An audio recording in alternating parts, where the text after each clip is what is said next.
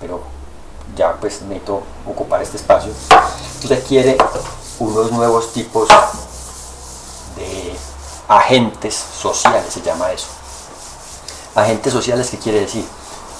Esos grupos sociales que encarnan, no son conscientes de ellos, pero que encarnan unas transformaciones o unos intereses, ¿sí? Y aquí nos valemos de algo que también vamos a usar mucho y que necesito que aprendan a usar porque es muy útil, de una pirámide social, ¿sí? Esto lo vamos a ver en varios momentos, pero en este caso necesitamos analizar la pirámide social del feudalismo,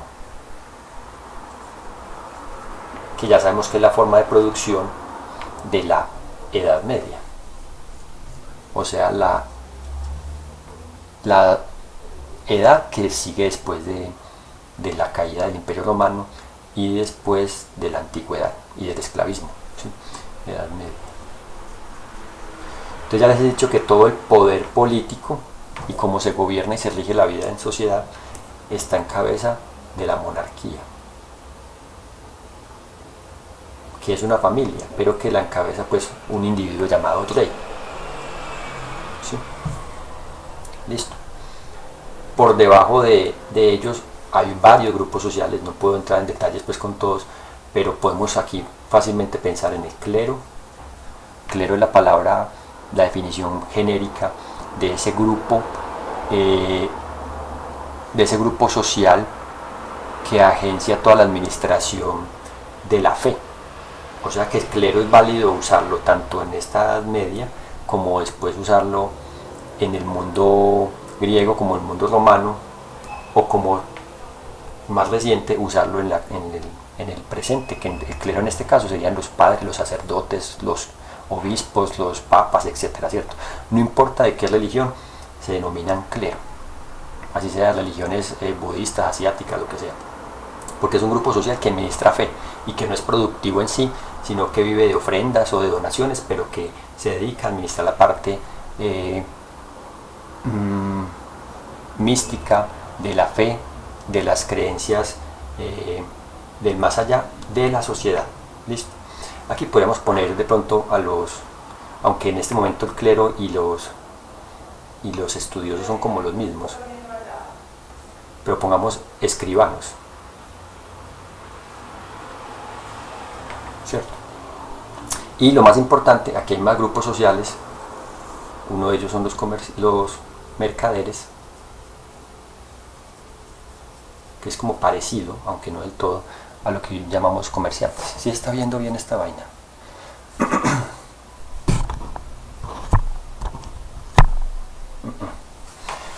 Y aquí en la base, en la Edad Media, en medio del feudalismo, está el feudo, que es en sí la tierra, y los que la producen, que es lo que nos interesa realmente, que son los siervos.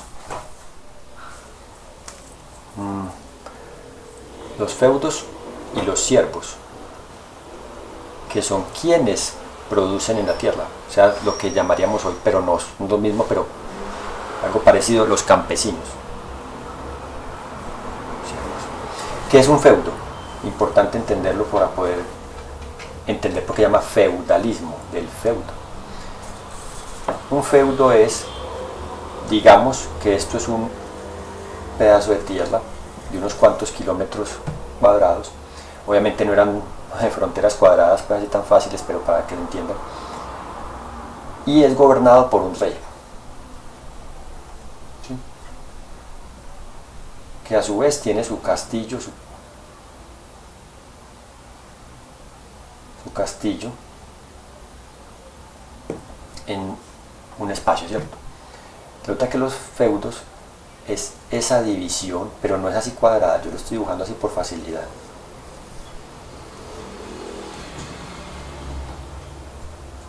Esto es un feudo, un espacio de estos.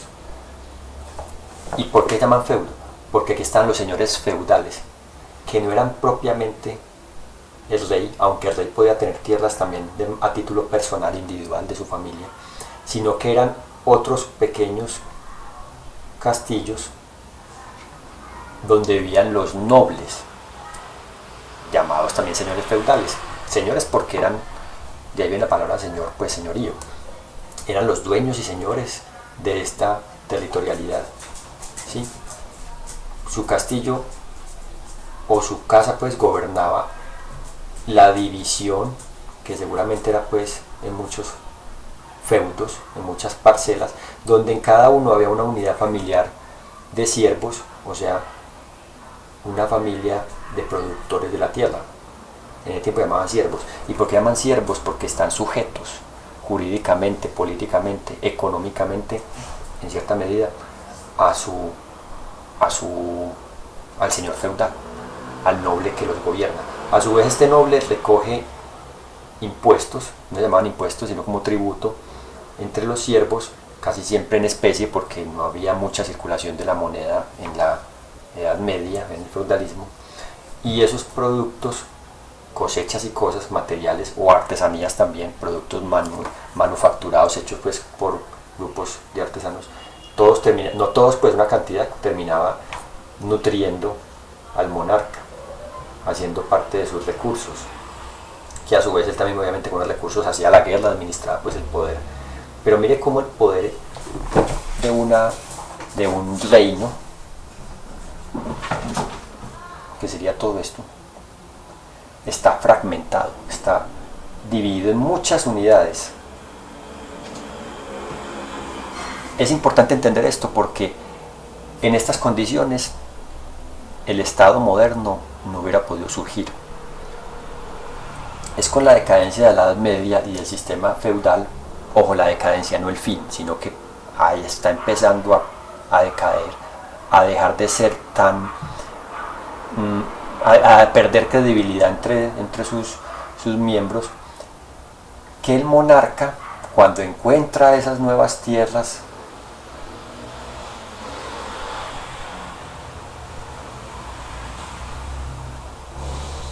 llamadas América,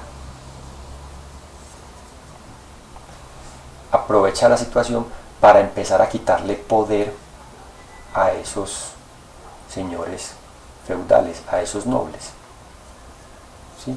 ¿Por qué? Porque necesita gradualmente concentrar más impuestos, y para concentrar más impuestos necesita quitar este intermediario del camino, que él recoge impuestos entre sus siervos, de su gleba, de su terreno pues productivo, se queda con una parte y entrega otra acá, ¿cierto? Y segundo, esta gente durante siglos, toda la Edad Media, ha empezado a acumular poder, títulos, importancia, relevancia política, pero él, que surgió de aquí por cierto noble, pero poco a poco se ha ido distanciando en que ya es la monarquía, necesita concentrar cada vez más poder. ¿Para qué? Para romper estas fronteras y gobernar un solo reino, un reino unificado. Y la unificación de eso es el decaimiento gradual y la ruptura del monarca poco a poco con los nobles. Para poder con esos recursos administrar, gobernar, hacer la guerra, cobrar impuestos, un montón de cosas en esas nuevas tierras descubiertas. Digamos que este reino, pongamos un ejemplo más concreto, se llama Castilla, que de hecho Castilla fue el reino que financió la empresa, la aventura de Colón, y que encontró parte de América, ¿cierto? Entonces este nombre realmente sí es Castilla. Y este reino, el reino de Castilla, estaba gobernado en ese momento por Isabel la Católica, que ya estaba en alianza matrimonial con otro reino por aquí pues cerca, que se llamaba Aragón. El hecho es que ellos empiezan a pelear. Bueno, aquí hay que corregir esto. Empiezan a pelear con sus nobles.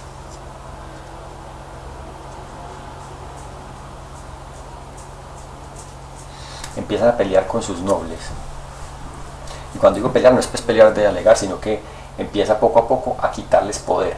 Porque al quitarles poder, lo que logra es romper estas fronteras al interior del mismo reino y viabilizar, facilitar el comercio, la mercadería, los negocios, y también obviamente a recaudar impuestos de manera directa. Ya no tiene que recibir una partecita de lo que este señor le entrega acá, sino que si él rompe el poder del noble, poder quedarse con todo lo que recauda del trabajo de los siervos. Por eso el Estado moderno se caracteriza por ser un Estado que empieza a centralizar y a agrandarse. Ya ese montón de figuras administrativas o figuras políticas, es decir, de reinos en Europa, que había muchos, se empiezan poco a poco a concentrar en unas pocas monarquías y configuran lo que más recientemente hemos llamado, pero tiempo después se llamará así, los países, ¿cierto? Esa es la importancia de entender esta pirámide social, cómo hay rompimientos aquí entre estos grupos sociales y cómo el monarca no puede gobernar solo, ni la familia monárquica puede gobernar solo. Necesitan gente intermedia para administrar tanto las tierras de aquí, de su reino, en Europa, como las tierras nuevas en todo un continente gigante lleno de recursos y de indígenas, mano de obra barata, por no decir que mano de obra gratis, porque prácticamente era gratis, en América. Entonces, ¿qué hace el monarca? Empieza a ver que hay un grupo social llamado mercaderes y comerciantes, y artesanos, esos que hacen los zapatos, las herramientas, los gorros, la ropa, un montón de cosas que hoy en día usamos todo el tiempo y que de tiempo eran producidos por muy pocos y costosas y escasas, que esos mercaderes y artesanos tienen unas habilidades que superan los de estos nobles, que han cogobernado, por decirlo así, han gobernado de la mano con la monarquía. Y poco a poco empieza a darle ascenso esa monarquía, el rey y su familia, a estos sectores que, aunque no tienen apellidos importantes de tradición latina, de tradición romana, porque todo esto viene, recuerden, del mundo romano, pues toda esa tradición de la civilización romana, aunque esta gente no tiene apellidos especiales, sabe hacer cosas que ellos no hacen. ¿Cómo qué? Como contabilidad, administrar recursos, navegar. Claro, también hay nobles que saben navegar, pero es que esta gente lleva varias generaciones y hasta siglos siendo navegantes, desde la época de los fenicios, los griegos y los romanos. Entonces son grupos sociales que siempre han estado ahí, no estaban lejos del poder político, pero habían empezado a adquirir relevancia económica, ¿sí? Y eso necesita el monarca para poder llegar a estas tierras cada vez más fácil y sacar recursos. Hay que invertir. ¿Y quién tiene parte de esos recursos? Que no sirven cosechas en ese caso, ni trabajo de los siervos. Necesitan, son cosas más fáciles de manipular, de negociar: dinero o mercancías terminadas hechas por artesanos. ¿Quiénes son esos grupos sociales? Los mercaderes y los artesanos, los que poco a poco van relegando a los nobles, van haciendo que pierdan brillo o importancia social. Uno de esos primeros reinos que toma medidas políticas y administrativas para dejar libre el ascenso, porque era una sociedad estática donde la gente no podía ascender socialmente, pero darle libertad de ascenso a estos grupos sociales en detrimento de estos casi que empiezan como a bajar, es un rey muy importante que se llama Carlos I de Castilla o Carlos V del Sacro Imperio Romano Germánico. Carlos I de Castilla. Él es el que, después de que la reina católica, es nieto de la reina católica, se encuentra América, bueno, ya no lo encuentra, pero sí sus emisarios, Cristóbal Colón, él es el que toca lidiar con esta grandeza. Ya saben que esto es un nuevo continente. Carlos I, a diferencia de su abuela, ya sabe que esto es un nuevo continente y que necesita una reestructuración del Estado para poder administrar esos recursos, más sus propios recursos, su propio Estado en Europa, que por cierto cada vez está adicionando nuevas tierras por aquí de otros reinos diferentes, como es Aragón y otros más, ¿cierto? León, etc. Entonces este señor le toca, este tipo se encuentra, pues se gana la lotería, pero tremendamente. Quizás pudo haber sido uno de los hombres más poderosos del mundo en su momento, en esos siglos, porque no solamente tiene unos reinos que se están fortaleciendo y cohesionando, y rompiendo esas fronteras que complicaban tanto la vida económica y política, sino que además encuentra casi todo un continente a su disposición, pero que requiere gente hábil en los negocios, inversión económica y también la aventura, porque es que salir de aquí y viajar durante 2-3 meses es un riesgo tremendo. Mucha gente moría en el camino para llegar a América y sacar recursos y conquistar y mandar recursos, obviamente, a la monarquía, ¿cierto? Y ligar esos recursos, oro, plata, madera, muchas cosas, no solamente el oro. Entonces no sé si con este montón de garabaticos que hice aquí logran entender la importancia de todo eso. Por eso es importante entender, porque todo esto en el fondo lo que termina haciendo es los factores que producen el surgimiento del Estado moderno.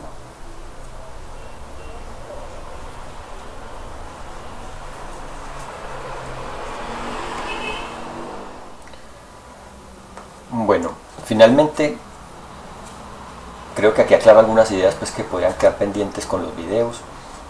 Voy a borrar esta parte aquí, voy a aclarar por qué y cómo usar, por qué la importancia y cómo usar la pirámide social. Listo, voy a hablar todo esto.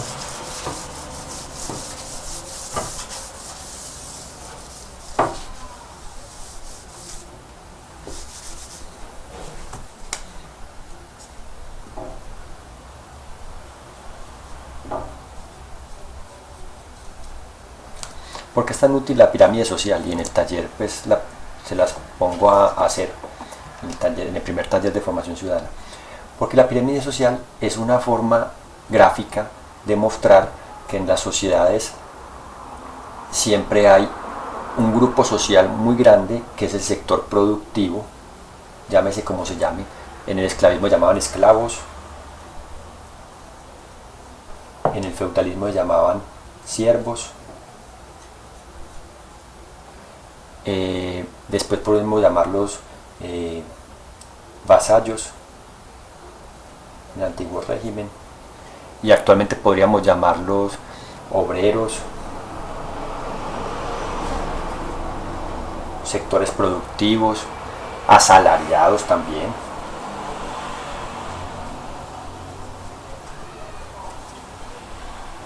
Igualmente habrá otro grupo que no es la mayoría. Mire que esto es la mayor área de la pirámide, porque el grupo productivo siempre será la gran mayoría.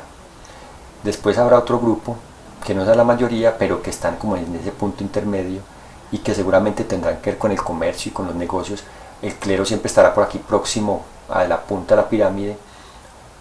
Dependiendo de en qué momento social estemos hablando, habrá o no habrá nobles, pero lo que sí habrá siempre, llámese patricios en el mundo romano,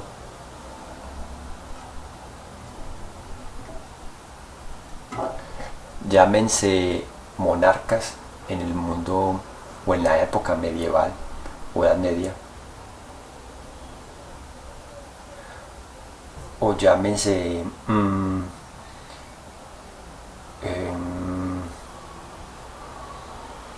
presidentes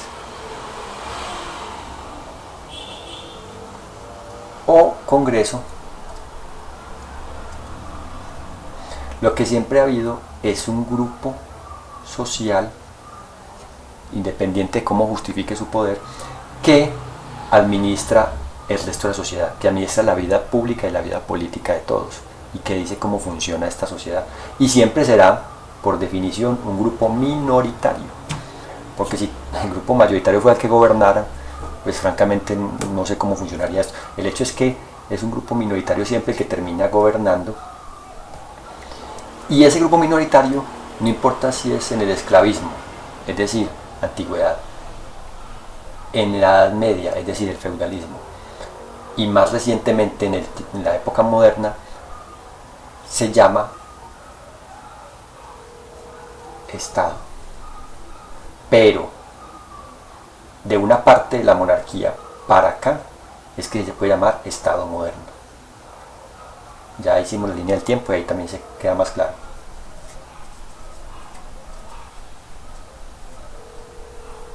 ¿Sí? Mire la facilidad que la pirámide nos da visual de las diferentes clases sociales, los diferentes roles o desempeños en los niveles productivos, los que gobiernan, los que producen, los que administran la fe, los que administran las mercancías hechas por los de abajo, o los que administran las mercancías hechas por ellos mismos, en caso de artesanos, los que administran, los que piensan, llámese intelectuales, llámese escribanos, llámense filósofos en el mundo antiguo, en la edad antigua, los que piensan. Entonces la pirámide social me permite entender eso. Por eso es tan importante aprender a usarla. No es nada del otro mundo, no es tampoco tan complicado, más es una representación gráfica de los grupos sociales. Igual que la línea del tiempo también es una representación gráfica de las transformaciones de la sociedad a lo largo del tiempo, de dónde se viene y en qué punto estamos, ¿sí? Y cómo esos diferentes momentos y cómo una cosa que vivimos actualmente es derivada de transformaciones de hace 50, de hace 100, de hace 200, de hace 2000 años, ¿sí? Vivimos en una sociedad construida hace miles de años y algunas cosas sobreviven y otras han transformado. No siendo más por aquí, porque tampoco quiero pues que quede demasiado pesado y demasiado larga, no sé ni qué tan pesado va a quedar estos videos. Termino esta clase y espero que la próxima sea menos improvisada y bueno, más bonito y más espaciado y una cámara más adecuada. Vamos a hacer lo posible.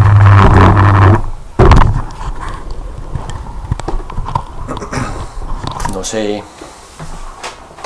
qué más les puedo decir. Mucho ánimo y mucha perseverancia en estas dificultades.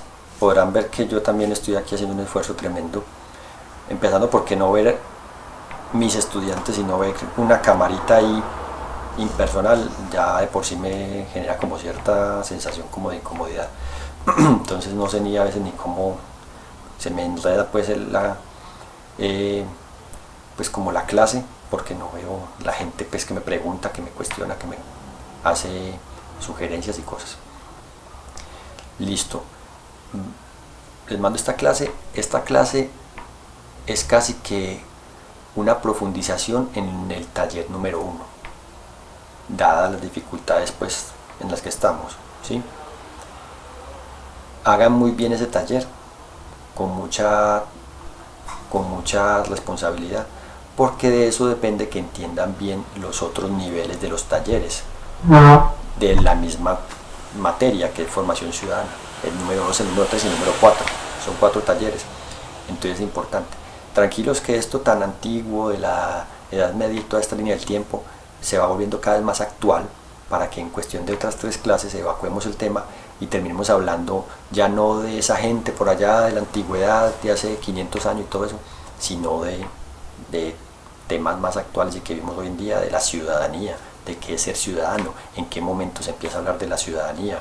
Por cierto, es en la Revolución Francesa que se empieza, que es en 1799, por aquí tengo la fecha, que se rompe ya como con esas relaciones con el monarca en la Revolución Francesa, y se empieza a hablar de la ciudadanía y se acaba esa figura, al menos en partes importantes de la sociedad europea, esa figura de la autoridad emanada de Dios hacia el monarca, y se entra en otra figura que es de la autoridad política y jurídica emanada, sin negar a Dios, emanada de abajo hacia arriba, es decir, del pueblo, de la gente común, de esa base social de la pirámide que son los productores de la sociedad, hacia el monarca, o mucho después hacia los gobernantes, que ya no se llamarán monarcas y ya no serán familias, sino que ya serán grupos sociales más móviles. No será una cosa hereditaria, sino que de méritos, se supone que deben tener méritos administrativos, políticos, ante su comunidad que los escoge, llamado electorado o pueblo, que ya hablaremos de repúblicas, en la que actualmente estamos en Colombia. Por eso aquí hacemos votaciones y elegimos por mérito quién nos gobierne. Lo que vemos actualmente en Colombia es resultado de todas esas transformaciones que estamos viendo, y vivimos en un estado moderno con una forma jurídica de república, ¿cierto?, democrática. En las próximas 3 clases veremos todo eso, qué connotación tiene, ¿cierto? Esta primera clase es muy importante porque nos da los antecedentes. Por favor, hagan sus talleres a conciencia y muy bien hechos. No siendo más, y para no aburrirlos más, que muchos ya están dormidos con seguridad, aquí los dejo. Una feliz noche y mucha suerte, mucha moral y mucha seriedad y responsabilidad con este asunto que realmente puede volverse muy grave si no lo sabemos manejar. Todavía estamos a tiempo, que es esa pandemia del coronavirus. Feliz noche y hasta luego.